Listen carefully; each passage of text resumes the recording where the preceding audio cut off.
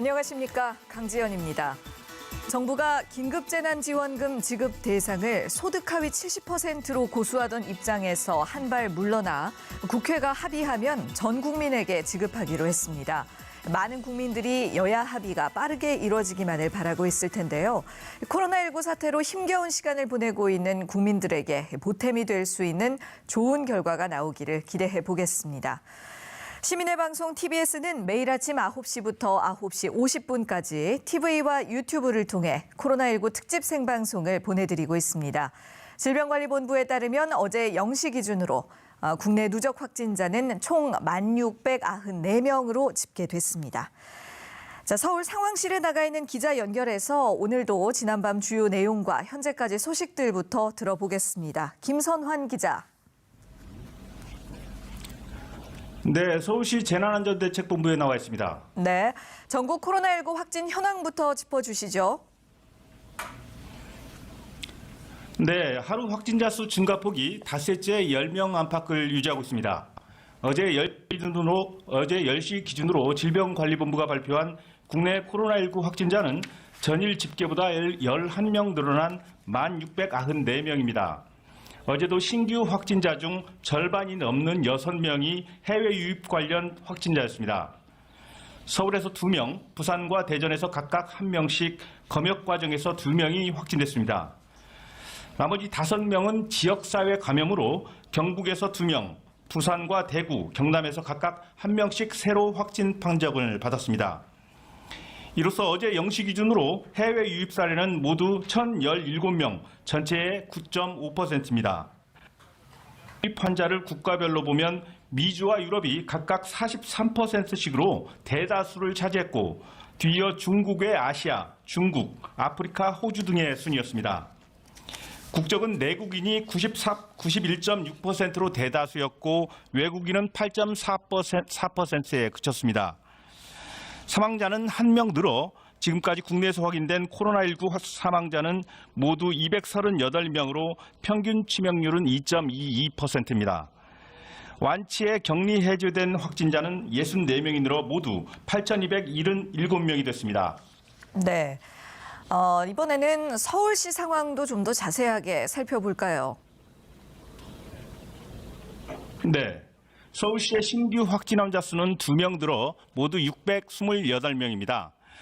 어제 0시 기준 질병관리본부의 집계 이후 추가 확진자가 나오지 않은 겁니다. 이 중 완치에 퇴원한 경우가 하루 사이 7명이 늘어나 322명입니다. 신규 확진 환자보다 완치된 사람이 더 많은 추세가 이틀째 이어지고 있습니다. 어제 서울시의 신규 확진자는 모두 해외 접촉 관련이었습니다.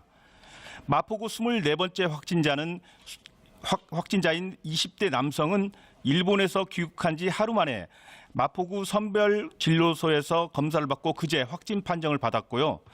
또 다른 확진자는 미국에서 귀국한 79년생 여성으로 중랑구에서 확진 판정을 받았지만 거주지가 남양주로 확인돼 자치구별 확진자에서는 기타로 분류됐습니다. 서울 전체 확진자를 주요 발생 원인별로 보면 모두 244명이 4명, 전체의 40%가량을 차지하면서 발생 원인 중에 가장 많은데요. 전국적으로도 해외 유입 확진 비중이 가장 높은 최근의 추세와 일치하는 것이어서 공항 검역 단계와 이후 자가 격리 등 입국자 관리가 코로나19 확산 억제의 핵심 중에 하나가 되고 있습니다. 네, 이렇게 공항 입국 단계에서 검역 절차를 통해 감염병 확진 사례가 많이 나오고 있는 점은 감염병 해외 유입자 관리가 잘 되고 있다고도 볼 수 있겠는데요. 7만 명이 넘는 공항 직원들 중에서는 또 확진 사례가 1명도 없었다는 그런 소식도 있습니다. 그래도 해외 감염병 확진 규모가 여전히 크기 때문에 입국자들의 자가 격리에 대해서도 관리가 잘 돼야 할 것 같습니다만. 입국자에 대한 전수조사가 그래서 중요합니다. 네. 국내에 의심 사례로 자가 격리된 분들은 서울시의 지원 사업을 눈여겨보시면 좋을 것 같습니다. 서울시가 스마트폰이 아닌 2G폰을 소유하고 있거나 휴대폰이 없는 자가 격리자에게 안전보호 앱이 설치된 스마트폰을 임대 지원한다고 합니다. 우선 오늘부터 자치구를 통해 300대를 지원하고 스마트폰에 설치된 앱으로 증상 점검과 실시간 위치 확인을 통해 자가격리자들의 무단 이탈을 방지할 계획입니다. 서울 소재 집단 감염 취약시설에는 비접촉식 체온계 6만 5천여 개가 지원됩니다. 서울시가 지난달부터 종교시설과 체육시설 등 각종 민간시설에 고강도 사회적 거리 두기를 위한 방역 지침 준수를 당부하자 민간시설에선 체온계 구입이 어렵다는 민원이 들어왔었는데요.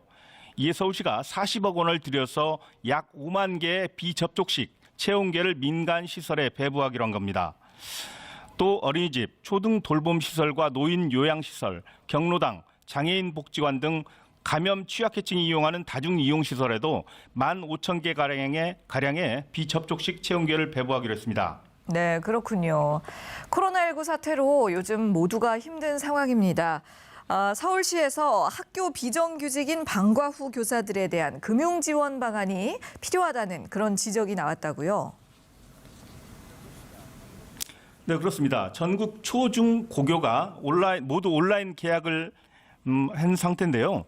수업을 할 수 없는 방과 후 학교 강사들의 생계 유지가 막막할 겁니다. 이에 시 교육 금고인 농협을 활용한 저리 대출을 고려해야 한다는 지적이 나왔습니다.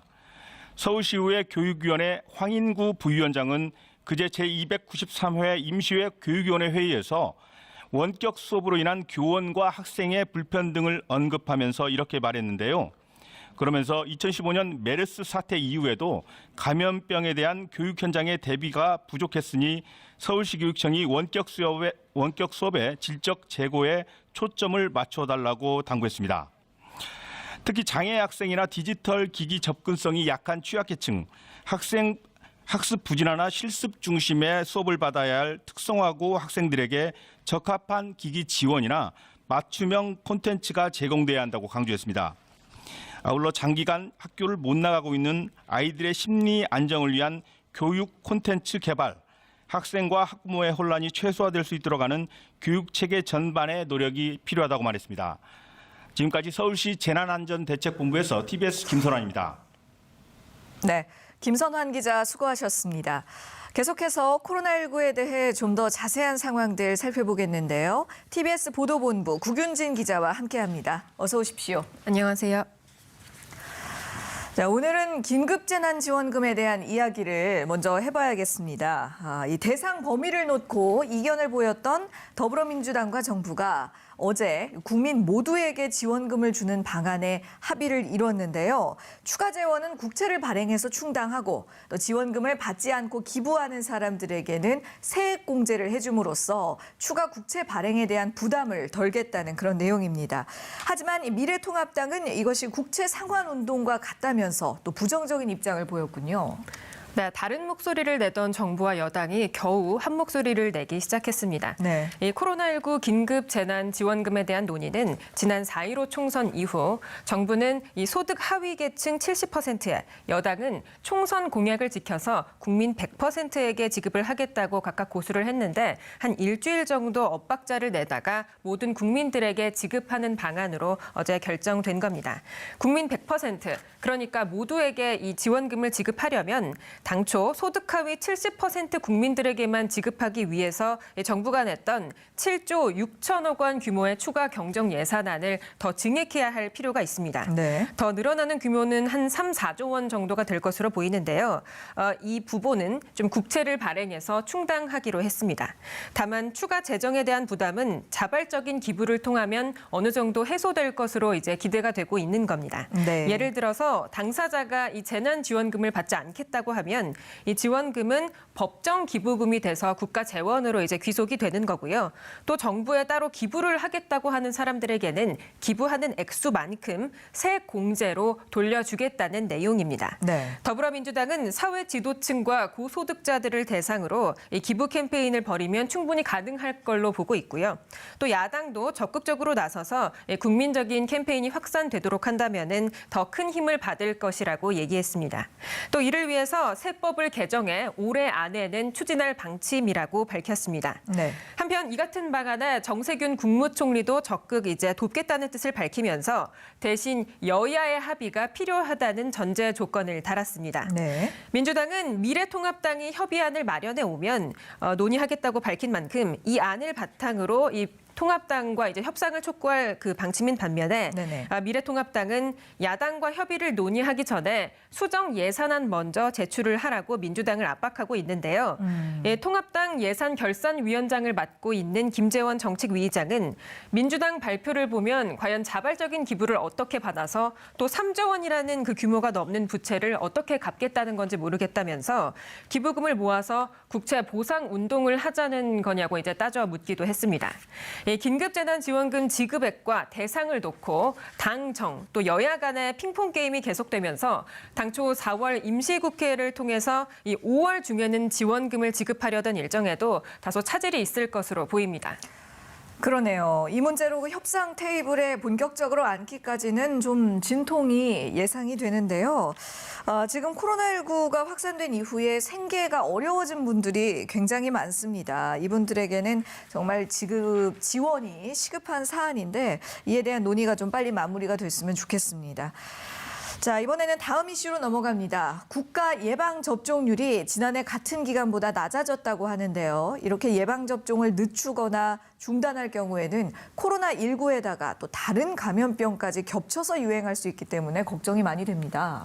네, 그렇습니다. 코로나19 등의 영향으로 이 노인과 어린이군의 국가 예방 접종률이 1년 전보다 줄어든 것으로 나타났습니다. 네. 다행스러운 거는 당장 어린이집이나 유치원 개원, 또 학교 개학이 연기되면서 코로나19가 아닌 다른 감염병에 대한 발생은 좀 줄었다는 부분이지만 이게 그 이번 연말에 코로나19뿐만이 아니라 홍역 같은 다른 감염병이 같이 유행될 수 있기 때문에 좀 우려가 되는 부분이고요. 네. 질병관리본부에 따르면 이 어린이 필수 예방접종 10종 가운데 12개월 이후에 이제 첫 접종이 이루어지는 홍역, 수두, 일본 뇌염 백신은 1%포인트가 이제 줄었고 또 만 4세에서 6세 이후에 추가 접종하는 백신 접종률도 2에서 3%포인트씩 각각 떨어진 것으로 나타났습니다. 네. 그중에서도 접종률이 가장 많이 떨어진 건 65세 이상 이 노령자들이 맞아야 하는 폐렴구균 백신입니다.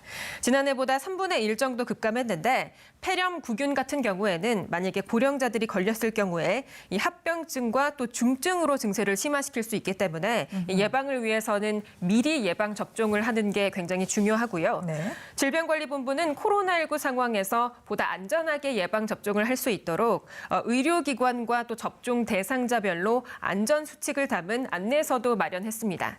이 안내서에는 의료기관을 방문했을 때는 손을 소독하고 또 마스크를 착용하는 기본 수칙뿐만이 아니라 예방 접종도 사전 예약을 통해서 이제 환자들을 좀 시간대별로 분산시킨다는 계획이 들어 있는데요.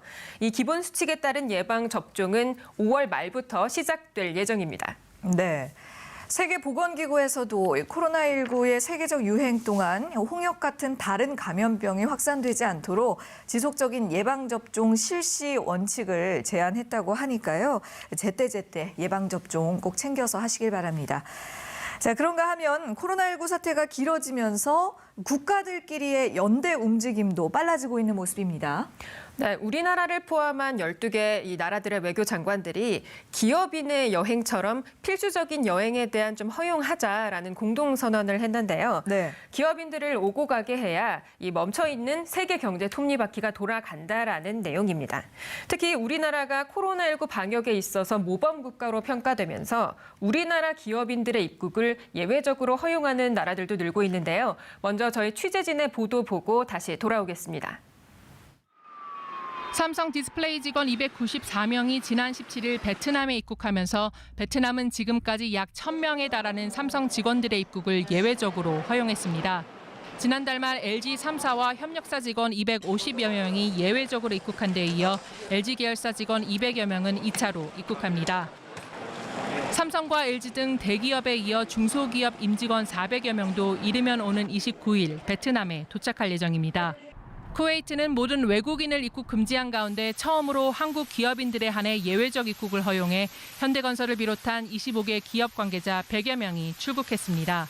중국의 특별 입국을 요청해 허가를 받은 삼성은 삼성전자 반도체 사업 부분 임직원과 협력업체 직원 등 200여 명을 중국 시안으로 급파했습니다. 이들은 중국 현지에서 최대 14일간 격리 조치된 뒤 시안 2공장 증설 작업에 투입될 예정입니다. 이런 가운데 한국 정부는 중국과 양국 기업인들의 입국을 허용하는 기업인 입국 패스트트랙 제도를 시행하기로 합의했습니다. 구체적인 실행 방안 협의가 끝나면 코로나19 음성 판정을 받은 국내 기업인들이 중국에서 격리 조치 없이 제한된 범위에서 경제 활동을 할 수 있을 것으로 보입니다. 국제 신용평가사 스탠더드 앤 푸어스는 한국의 국가 신용 등급을 AA로 기존과 마찬가지로 유지했습니다. 통화스와프 규모도 생각보다 굉장히 빠른 속도로 그리고 대규모로 진행된 것도 굉장히 어떻게 보면 시장의 신뢰를 형성하는 데 중요한 요인이었었고요. 그다음에 무엇보다도 진짜 제일 중요한 것은 경제 활동을 어느 정도 할 수 있는 여지들을 방역과 함께 해왔다라는 것이 국제 금융 시장에 굉장한 신뢰감을 형성한 것 같습니다. 전 세계가 코로나19 영향으로 경기 침체를 겪는 가운데 IMF는 올해 한국의 경제 성장률을 OECD 36개 회원국 중 가장 높은 마이너스 1.2%로 전망했습니다. TBS 안미연입니다. 네. 사실 초기에 국내 확진자 수가 기하급수적으로 증가했던 그 시기 동안에는 해외 여러 나라들에서 앞다투어 한국인들의 입국 금지 조치를 내리지 않았습니까? 그런데 이제는 이렇게 우리나라 기업에 대한 예외적인 입국 허용을 하는 나라들이 또 늘어나고 있다는 소식을 보니 그동안의 방역에 대한 우리의 그 노력과 성과가 인정을 받고 있는 것 같다는 생각이 드네요. 자, 그런가 하면 지난달 말에 중국이 외국인의 입국을 전격 금지한 이후로 이런 식으로 그 대규모 입국을 허용한 것은 첫 사례죠? 네, 그렇습니다. 중국이 지난달 28일부터 기존의 입국 비자나 체류 허가증을 가진 외국인들의 입국을 잠정 중단하면서 중국에 진출한 한국 기업들의 인력 이동이 거의 완전히 제한된 상태였는데요. 네. 어제 이 오후 삼성전자 반도체 기술진 200여 명이 중국 시안에 있는 공장으로 떠나면서 중국 입국이 사실상 한 달 정도 멈춰 있었는데 네. 이 한 달 만에 하늘길이 열리게 된 겁니다. 특히 우리나라와 중국은 최근 기업인들의 신속 입국 절차를 마련하기로 했는데 이게 앞으로 양국 교역에 좀 물꼬가 트일 수 있을지도 주목이 되는 부분입니다. 네. 이 신속 입국 제도는 필수적인 기업인들의 왕래를 허용하고 또 이제 지금 당초 외국에서 이제 또 다른 나라로 입국을 할 경우에는 2주간의 자가 격리가 필수적이지 않습니까? 그렇죠. 이 14일간의 격리도 면제하는 방안입니다. 네. 중국 내 전문가들은 이 필수 입국 제도, 그러니까 신속하게 입국을 할 수 있는 절차가 들어서면 세계 경제에 탄력을 불어넣을 수 있을 것이라고 전망하면서 특히 양국이 밀접하게 교류하는 자동차, 화학, 전기, 기계 등의 분야에 먼저 적용돼 이들 분야에서부터 이제 정상화 수순을 밟게 될 것이라고 얘기했습니다. 한편 중국뿐만이 아니라 이렇게 우리나라 기업인들에게 러브콜을 보내고 있는 나라들도 늘고 있는데요. 중앙아시아나 러시아 등 이 북방 국가로 우리나라 기업인들이 출국을 할 그 경우에는 예외적으로 입국할 수 있게 하는 방안도 지금 이 추진이 되고 있는 부분이고요. 예. 또 과테말라의 페드로 브롤로 외교장관은 어제 강경화 우리나라 외교부 장관과 통화를 하면서 이 과테말라의 코로나 상황이 안정되는 대로 한국 기업인들의 입국 허가 검토를 좀 더 해보겠다라고 밝혔습니다. 네, 긍정적인 소식들이군요. 자, 이번에는 해외 현황 살펴보겠습니다. 전 세계 확진자가 250만 명을 넘어선 가운데 최근 경제 정상화에 시동을 건 미국에서 사망자가 다시 급증하고 있군요. 네, 그렇습니다. 어제 실시간 통계 사이트 월드오미터에 따르면 전날 자정 기준입니다. 전 세계 코로나19 감염자는 255만 5천여 명, 사망자는 17만 7천여 명을 넘어선 것으로 집계되고 있습니다. 특히 세계에서 1위 피해국인 미국 같은 경우에는 감염자가 81만 9천여 명으로 하룻밤 사이 2만 5천여 명이 추가된 거고요. 또 신규 사망자도 늘어서 미국에서의 그 누적 사망자는 4만 5천여 명 수준입니다. 네. 다른 나라도 좀 살펴보겠습니다. 캐나다는 확진자가 3만 8천여 명, 사망자는 1,800여 명으로 집계가 되고 있고요. 남미 국가 가운데 가장 피해가 큰 브라질에서는 확진자가 4만 3천 명을 넘어섰고 사망자는 2,700여 명대로 지금 집계가 되고 있습니다. 이란은 확진자가 8만 4천여 명, 사망자는 5,200여 명입니다. 네. 일본에서는 확진자가 390여 명이 늘어서 누적 확진자는 12,000여 명, 총 사망자는 290여 명이 됐는데 아마 집계 추산 확산되지 않은 사망자가 더 있을 것으로 보이고요. 예. 또 유럽에서는 코로나19 확산세가 조금씩 수그러들고는 있지만 아직도 많은 환자와 사망자가 나오고 있습니다. 스페인은 확진자가 전날 1,500명대로 떨어졌다가 다시 급증해서 한 누적 확진자가 20만 4천여 명, 누적 사망자는 2만 1천여 명을 보이고 있고요. 이탈리아에서는 신규 확진자가 2,700여 명으로 모두 18만 3천여 명의 누적 확진자가 나왔습니다. 독일은 확진자가 전날과 같이 1,300여 명이 늘어서 모두 누적으로 14만 8천여 명의 확진자가 나온 걸로 현재까지 집계가 되고 있습니다. 네, 그리고 유럽의 또 다른 국가인 프랑스에서는 코로나19 사망자가 2만 명을 넘어섰다고 하는데요. 특히 최근에 파리 시내의 수돗물에서 코로나19 바이러스가 검출된 것으로 밝혀지면서 지금 파문이 큰 상황이라면서요? 네, 그렇습니다. 프랑스의 르몽드 같은 외신들에 따르면 이 파리 수돗물 일부에서 코로나 바이러스가 검출된 것으로 확인됐습니다. 파리시 당국은 27개의 시내 수돗물 표본을 조사한 결과 4개에서 극소량의 코로나 바이러스가 검출됐다고 밝히면서 예. 이 해당 수도관들은 예방 차원에서 이제 미리 즉시 폐쇄했다고는 전하고 있습니다. 이 바이러스가 검출된 수돗물 같은 경우에는 사람들이 마시는 음용물이 아니라 거리를 청소하거나 또 공원에 물을 주는 용도로 사용되는 그 일반 용수라서 조금 안심이 되는 부분도 없잖아 있긴 합니다만 네. 이 수돗물이 지금 센관과 우크라이나 운하로부터 공급되고 있는 그 수돗물로 지금 확인이 되고 있고요. 이게 그 음용수와도, 그러니까 사람이 마시는 음용수와도 분리된 수도관을 통해 공급되기 때문에 별다르게 이 물 섭취로 인한 감염은 없을 것이라고 지금 현재 내에서 그런 상황이 전해지고 있습니다. 네. 이 파리의 감염병 전문의들도 바이러스는 자연 상태에서 퍼지는 게 아니라 이 인간 같은 숙주에 이제 기생해서 퍼지는 것이기 때문에 네네. 물을 통한 전파는 없을 것이라고 얘기를 하고 있고요. 또 세계 보건기구인 WHO도 바이러스가 여태까지 이 물을 통해서 감염이 전파가 됐다라는 증거는 발견되지 않았다고 밝혔습니다만 여전히 이 물을 통해서도 또 확산되지 않을까 하는 우려는 높은 상황입니다. 그럼요. 지금은 뭐 모든 부분에서 아무리 신중해도 지나치지 않을 만한 그런 세계적 비상사태이기 때문에 우려가 되는 것은 또 어쩔 수가 없죠. 그런가 하면 영국과 이란에서는 코로나19 감염 여부를 가려내는 탐지견 훈련이 시작됐다는 또 그런 뉴스가 있네요. 네, 이란 언론들은 군의 지원을 받은 이 민간 탐지견 훈련소에서 약 2주 전부터 코로나19 탐지견 훈련이 시작됐다고 밝혔는데요. 네. 현재는 어떤 견종이 이 바이러스를 탐지하는 데 적합한지 그 조사가 진행되고 있다고 합니다. 또 앞서 지난달 말입니다. 영국의 한 자선단체가 영국 내 대학과 공동으로 추진하고 있는 연구 프로젝트인데요. 코로나 바이러스 환자에게서 이 채취된 냄새를 뽑아서 이 강아지들에게 식별하도록 하는 의료견 훈련 프로그램을 진행 중이고 예. 앞으로 6주 정도가 소요될 것으로 보입니다.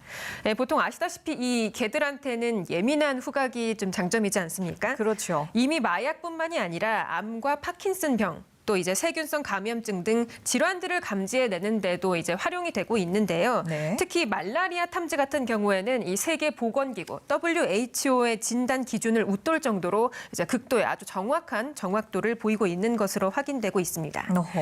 또한 이 모든 질병 같은 경우에는 사실 그 인간들은 잘 못 맡을 수도 있겠지만 특유의 네. 냄새가 있다고 하더라고요. 네네. 이 강아지들이 그 차이를 구별해내는 게 연구의 핵심이고요. 특히 코로나19 같은 호흡기 질환은 체취를 변화시키는 그런 부분이 있는데 네. 이 개들은 피부 온도의 미묘한 그 온도 변화까지도 감별해내는 능력이 있어서 환자의 발열 현상까지 포착할 수 있습니다. 따라서 이 강아지들을 훈련만 잘 시키면 코로나19 감염자를 식별해낼 가능성이 앞으로 매우 높아지겠지만 최근에 주인으로부터 이 반려동물에게 코로나19가 감염, 전파되는 사례가 나오고 있기 때문에 앞으로 탐지견들의 안전 보호나 수칙 등도 좀 마련돼야 할 것으로 보입니다.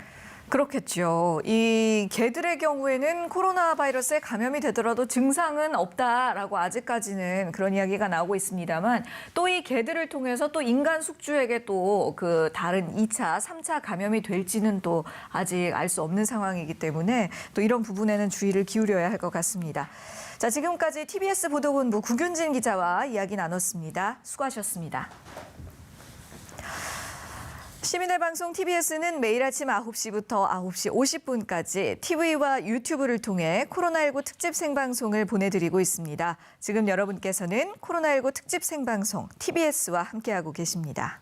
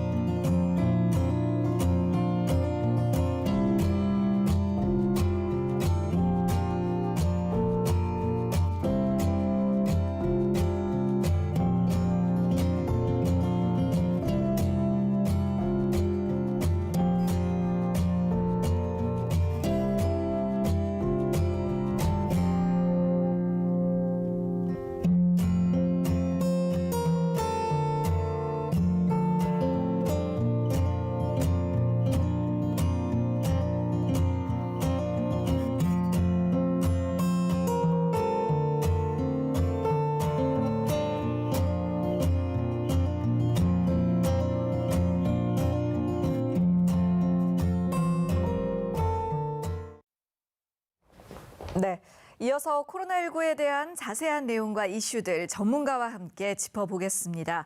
먼저 김경우 백병원 가정의학과 교수 나오셨습니다. 안녕하십니까? 네, 안녕하세요. 그리고 김원식 문화평론가도 자리해 주셨습니다. 어서 오십시오. 네, 안녕하십니까? 자, 어제부터 코로나19로 문을 닫았었던 전국의 국립자연휴양림이 다시 문을 열었습니다.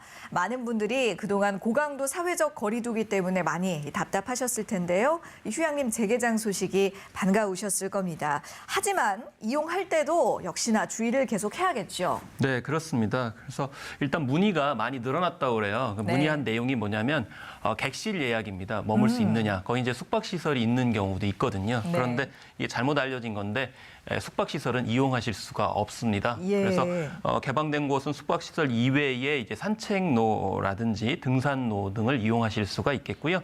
또 이 휴양림 중에는 또 가볍게 전시관을 꾸민 곳도 있거든요. 네. 이 전시관 같은 경우에도 당연히 좀 전염의 위험이 있기 때문에 이것도 이제 계속 휴관을 하고 있다 이렇게 보시면 되겠습니다. 예. 그리고 이제 전국 국립 자연휴양림 42곳 중에 41곳이 이렇게 재개장을 한다고 하는데 또 지자체에서 관리하는 곳도 있거든요. 한 네. 16개 정도 되는데 이곳은 아직 지침이 없어서 이 지자체는 좀 중앙정부에서 그런 일종의 가이드라인이 나오기를 이제 기다리고 있는 상황이라서 조만간 이렇게 이용하실 수는 있을 것 같습니다. 그렇지만 가신다 하더라도 발열 체크를 할 수 있는 어떤 그런 거 그리고 마스크도 착용을 하셔야 되고 간격도 좀 떨어진 상태에서 가볍게 산책하시는 정도의 그런 이용이 가능하다는 점을 다시 한번 말씀드립니다.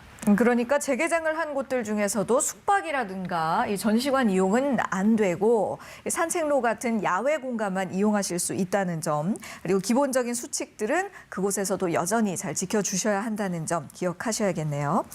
자, 그런가 하면 이 접촉자만 1,000명이 넘었다고 해서 그 논란이 됐었던 부산의 부녀 확진 사례가 3차 감염까지 확대가 됐습니다.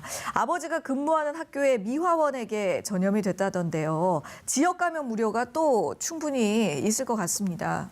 네, 그래서 아버님 같은 경우는 4월 8일 날 이미 몸살이라든지 증상이 있어서 병원 진료를 받으셨다고 하고요. 네. 지금 하시면서 직장 출근이라든지 또 뭐 장례식장, 교회 그런 일상생활도 좀 많이 하셨고, 따님 같은 경우에도 이제 간호사로서 이제 직장일도 하고 또 이제 사전투표소도 다녀오시고 이렇게 하셨는데 네. 말씀하신 것처럼 접촉자가 1,100명이 넘는데 특이한 점은 그동안 검사를 했더니 확진자가 아직 안 나왔다는 겁니다. 예. 물론 이제 접촉자분들이 이제 확진자가 되기까지는 어느 정도 잠복기를 거쳐야지 양성이 되는 경우가 있기 때문에 14일간 조금 더 지켜봐야 되겠지만 4월 8일부터 이미 증상이 있고 그 전부터 감염력이 있었다고 봤을 때 그래도 다행히 이렇게 추가적인 전파가 그렇게 많지는 않은 것 같고요. 예. 다만 이제 아버지의 그 직장 동료 분이 이제 한 명이 추가 감염이 지금 확인된 상태에 비해서는 전반적으로 크게 큰 감염이 우려했던 만큼 생기지는 않았던 것 같고요. 네. 그 이유에 대해서는 지금 아무래도 그 두 분께서 비록 이제 감염자이시긴 하지만 마스크를 좀 잘 착용하고 다녀서 그런 게 아닌가 네. 좀 이렇게 보고 있습니다. 예.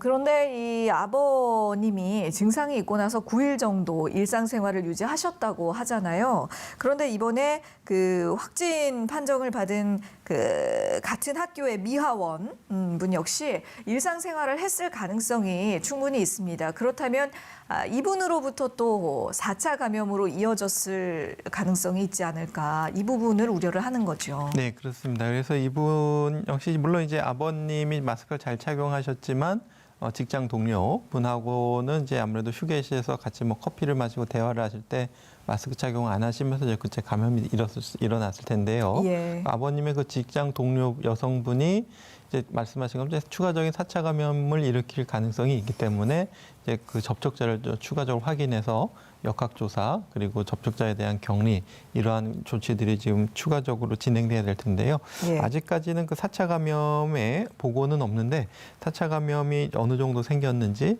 접촉했지만 전염이 일어나지 않았다면 어떤 예방법이 주요했는지에 대한 분석이 좀 필요할 것 같습니다. 예. 말씀하신 대로 철저한 역학 조사를 통해서 지역사회의 전파를 최소화할 수 있도록 애를 써야겠습니다. 자, 그리고 어제 정부가 생활방역을 맞아 지켜야 될 기본 수칙들을 발표했습니다.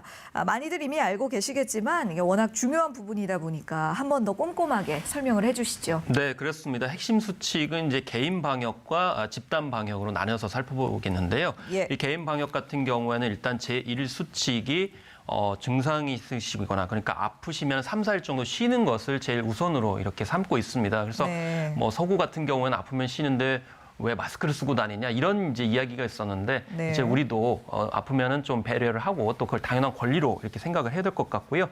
또 사람과 사람 거리 그래서 우리가 뭐 사회적 거리 2m를 얘기하는데 예. 우리가 물리적으로 2팔 간격으로 이렇게 간격을 버리고 또 이것이 이제 건강 간격이다 이렇게 보시면 되겠고요. 네. 제3수칙 뭐 많이 언급하셨죠. 그래서 30초간 손 씻기 하시고 또 기침은 옷소매로 이렇게 막으시는 것 당연히 에티켓으로 하셔야 되고 많이 하시고 있다고 생각합니다. 그리고 그럼요. 이제 실내 공간에서는 매번 이제 매일 2번 이상 환기를 하셔야 되고요.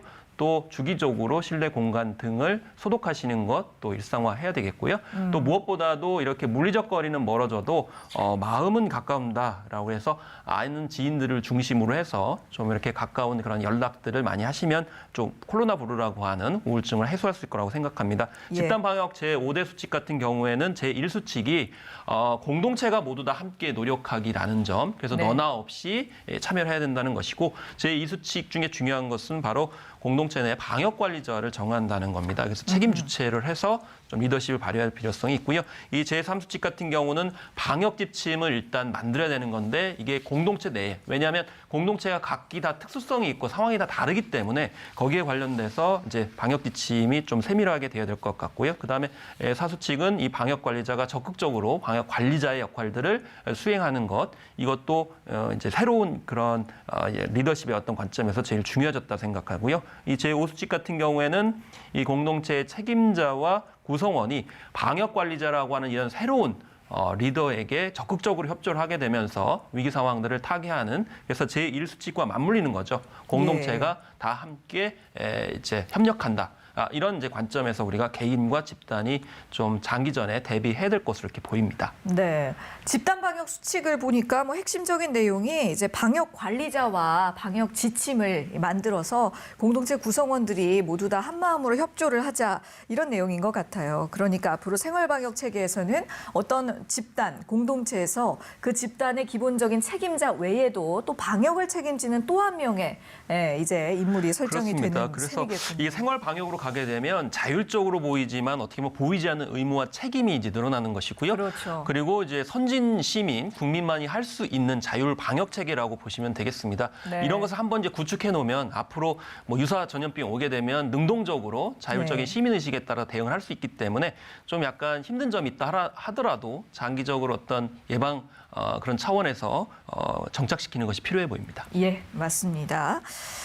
자, 어제 정은경 본부장이 브리핑에서 중화 항체가 형성돼도 바이러스가 완전히 제거되지 않고 체내에 남아있을 수 있다라는 이야기를 했습니다. 이건 어떤 내용인지 설명을 들어봐야 할 것 같은데요. 네, 이제 방역 당국에서 그 5명의 환자를 대상으로 분석을 했는데요. 다 겪고 나서 바이러스를 극복하고 항체가 이미 생성되신 회복하신 분들 25명을 대상으로 검사를 했는데 네. 그중에서 다 중화 항체가 있지만 12명, 절반 정도는 아직 바이러스가 계속 검출된다는 겁니다. 예. 그래서 최종 결론은 아직은 조사 중이긴 한데 일단 사람마다 그 체내 바이러스가 이게 없어지는 시간이 좀 차이가 있을 수 있겠다라는 거고요.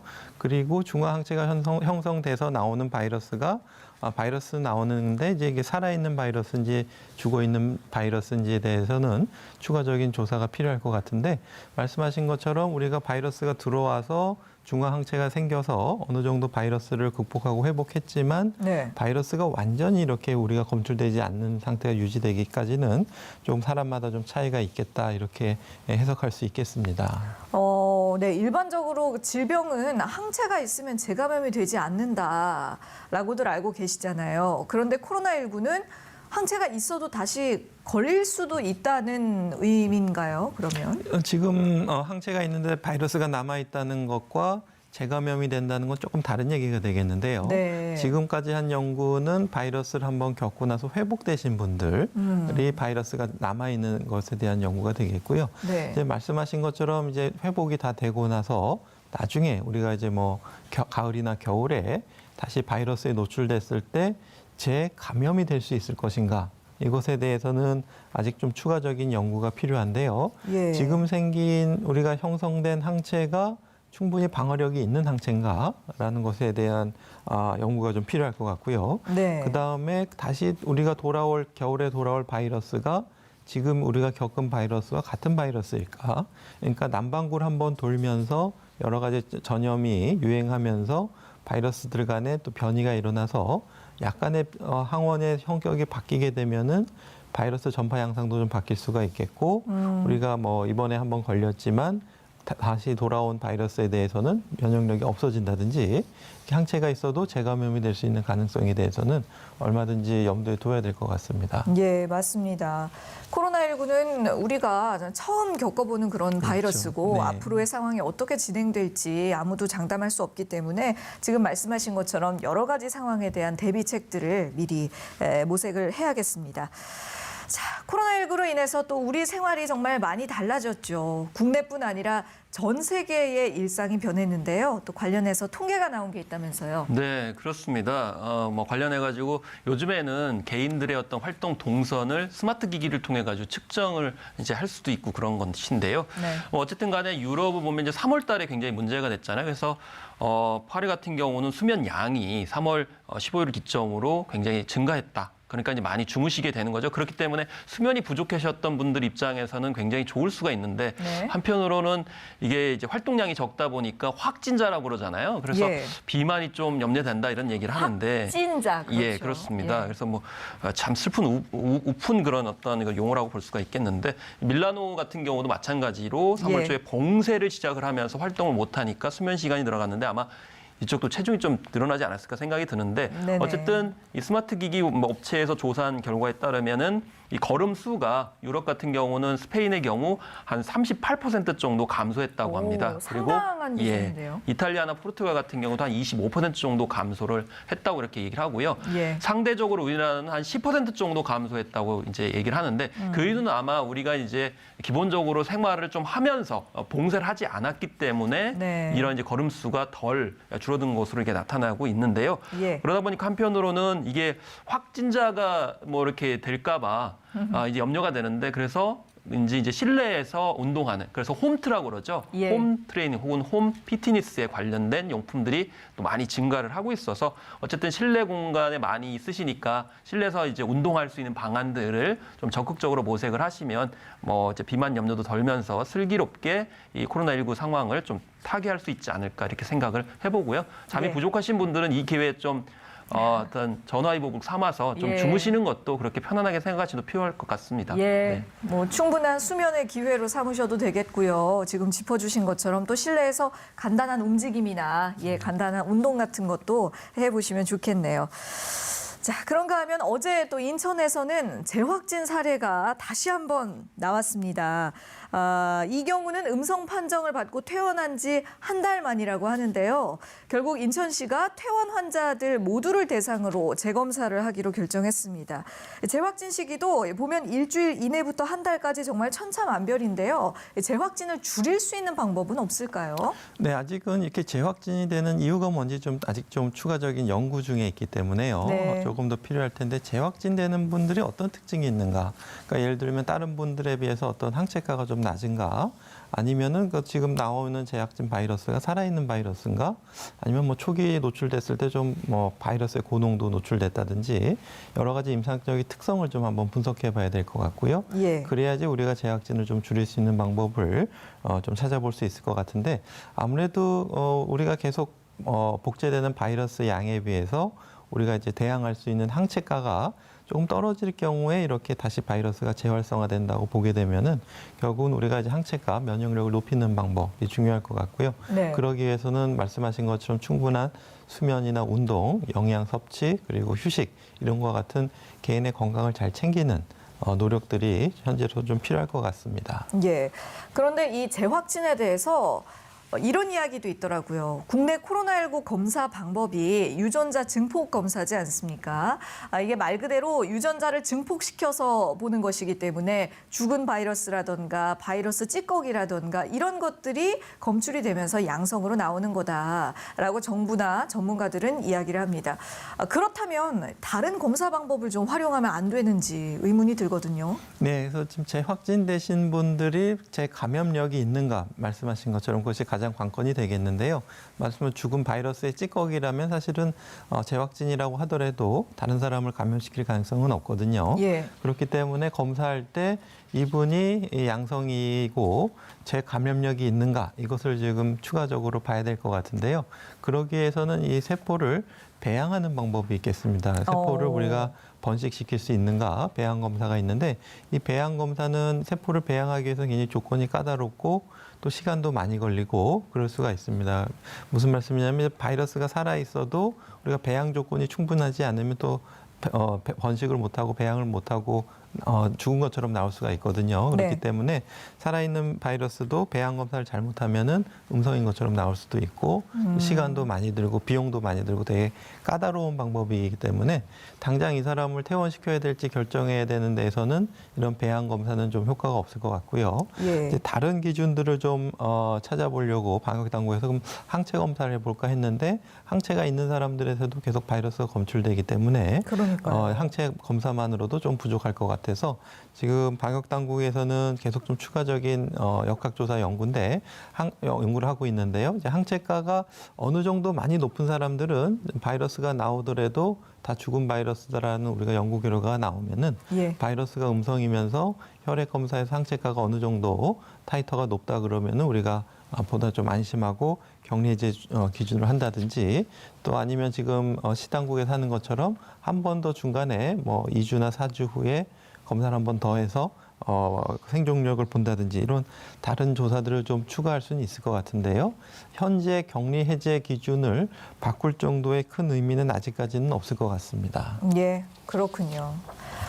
이 코로나19 사태로 인해서 특히 이 소상공인들이 많이 힘든 시기를 보내고 있습니다. 실제로 신용카드 대출이 많이 늘었다면서요? 네, 그렇습니다. 그래서 신용카드 중에서도 카드론 대출이 굉장히 많이 늘어난 그런 상황이라고 볼 수가 있겠습니다. 예. 그래서 카드론이라는 거는 평소에 신용카드를 쓰시는 분들이 신용도라든지 카드 이용 실적에 따라 가지고 즉시 현금을 받을 수 있는 서비스이기 때문에 이제 간편성이 있죠. 이것이 이제 많이 올라간 건데 신용 등급이 한 3등급에서 한 6등급 정도 사이에 있으신 분들이 아마 많이 이용하시는 것으로 이렇게 나타나고 있어요. 네. 그래서 아마 급하게 현금이 필요하실 것 같은데 물론 일부에서는 이게 고신용도를 가지고 있는 분들이 이용한다는 측면에서 이제 주식 시장으로 가고 있다 이런 이제 분석도 있는데 전반적으로는 아마 어려우신 분들이 급전이 필요해서 구하시는 것 같아서 좀 우려스러운데 특히 이제 개인 신용 대출 같은 경우도 굉장히 많이 이제 늘어난 그런 상황이죠. 네. 여기에 이 인터넷 이제 뱅킹과 관련한 업체의 그런 개인 신용 대출이 굉장히 늘어나고 있는 그런 상황입니다. 물론 이제 한국은행 발표에 따르면 시중 은행들은 앞으로 뭐 가계 신용 대출이라든지 중소기업 대출을 좀 유연하게 뭐 이제 규제를 좀 완화하겠다 이렇게 얘기를 하고 있는데 이렇게 현금화를 굉장히 우선하는 분들을 많이 보게 되면 정말 자금 유동성에 빠진 분들이 많구나 이런 생각이 들어서 네. 긴급 재난생계비 등의 어떤 긴급 지원이 좀 빨리빨리 이루어져가지고 즉시 현금이 필요하신 분들한테 도움이 되도록 하는 것이 매우 필요해 보인다 이렇게 객관적 수치가 좀 말해주는 듯 싶습니다. 예. 그래서 정부와 지자체들이 이제 나서서 지원 정책을 펴기로 했잖아요. 또 일부 지자체는 긴급 재난 지원금을 이미 지급을 하기도 했습니다. 그런데 이 와중에 이걸 또 악용하는 사람들이 있죠. 그렇습니다. 일단 뭐 상품권을 이제 뭐 준다 이렇게 하면서 문자를 보내는 경우도 있고 네. 또 이제 긴급 재난 관련 뭐 해가지고 정보를 주겠다 뭐 도착했다 이런 것을 하는데 사실은 뭐 상품권 같은 경우 서울시 같은 경우에는 이런 식으로 이제 보내지를 않습니다. 예를 들면은 뭐 상품권이 도착했습니다라고 하면서 이제 인터넷 링크를 시켜주는 방식으로 한다든지 이런 것 같은 경우는 스미싱이라고 얘기를 하죠. 그래서 링크를 보내면요. 그 링크를 보내면 그 안으로 들어가게 돼서 또 예. 거기서 이제 뭐 앱을 설치하라든지 이런 아하. 식으로 하게 되는데 만약에 앱을 설치하게 되면은 이제 개인 정보라든지 금융 정보들이 이제 빠져나가게 되면서 이것이 범죄에 악용이 되는 피해를 이제 보이게 되는 거죠. 예. 그런 점에서 굉장히 주의가 필요하고요. 그래서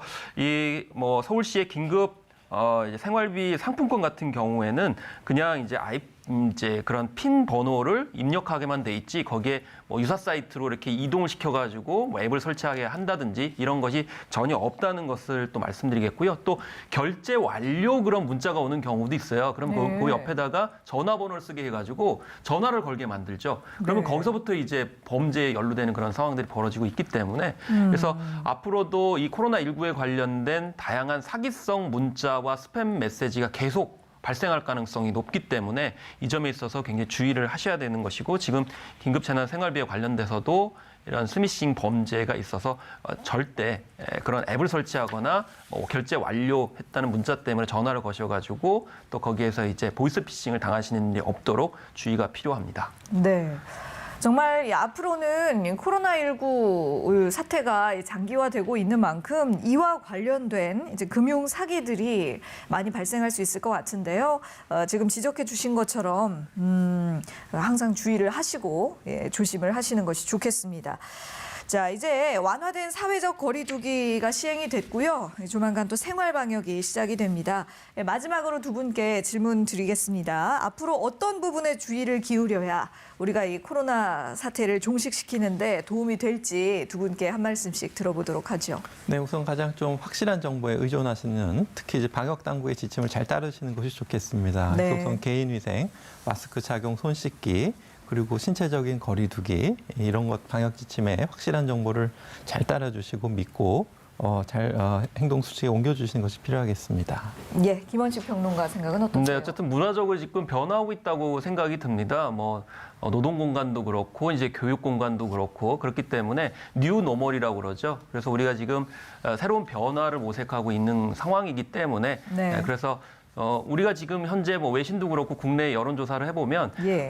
굉장히 자부심을 많이 느낀다, 선진국임을 느낀다 이런 얘기를 하고 있거든요. 그래서 네. 우리가 선진국임을 확인하는 그런 상황 속에서 생활방역으로 가기 때문에 불편함을 감수하면서 특히 개학, 개광과 관련해가지고 만전을 기하는 노력들이 필요해 보입니다. 예. 맞습니다. 비단 이제 한류가 대중문화의 영역을 넘어서 뭐 K-방역, K-선거의 영역까지도 이제 확산이 됐죠. 또 자랑스러운 부분이 많습니다. 지금까지 김경우 인제대 백병원 가정의학과 교수 그리고 김원식 문화평론가와 함께했습니다. 고맙습니다. 네, 감사합니다. 저희가 준비한 내용은 여기까지입니다. 시청해 주셔서 고맙습니다.